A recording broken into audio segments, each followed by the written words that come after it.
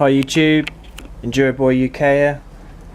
This is just going to be a quick tech video just on how to bleed your forks and the advantages of doing that. I spoke to a guy the other day at a race. He was a novice rider, hadn't been riding very long, and he kept saying his fork seals were blowing and leaking, and I said to him, do you ever bleed your forks after you've ridden? And he didn't have a clue what I was talking about, so I sort of told him. And I think that would probably help anyone really if you bleed the forks, because you know after you've ridden, there's a lot of pressure in the fork that will build up and put pressure on the oil seals, and over time that pressure is just going to make them blow or force dirt or oil through them, whatever. So basically it's important to do.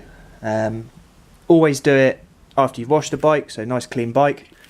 For those of you who don't know, if you look on the top of the fork cap here, you can see that little cross-headed screw there.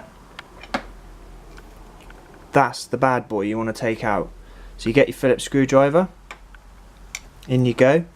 Now it's recommended that you put the bike on the stand, take the weight off the bike. So you don't want, you want your front wheel in the air, you don't want the weight on the bike, and you just go ahead.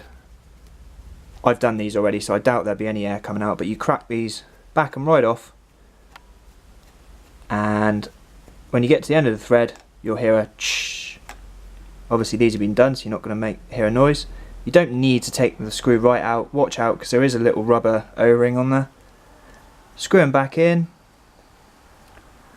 nip up, not tight, don't overdo it, just a little nip up, and there you go. That's one of the forks bled of air. That's how easy it is.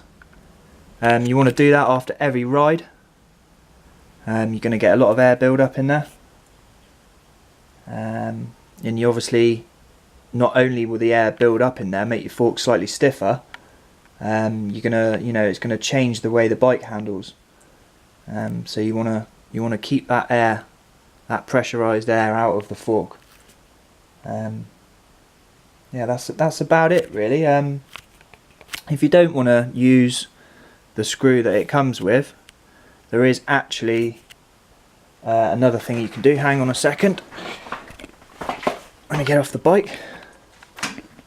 So you can buy one of these,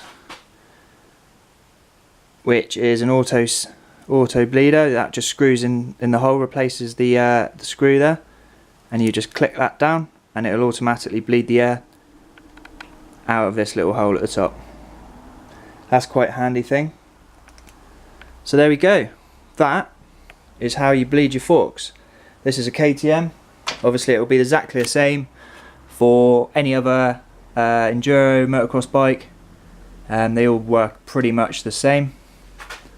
That is about it. So yep, there you go. Now you know, guys. Keep the forks bled, keep your seals intact, stop all that leaking, and have a good ride. See you later. Cheers.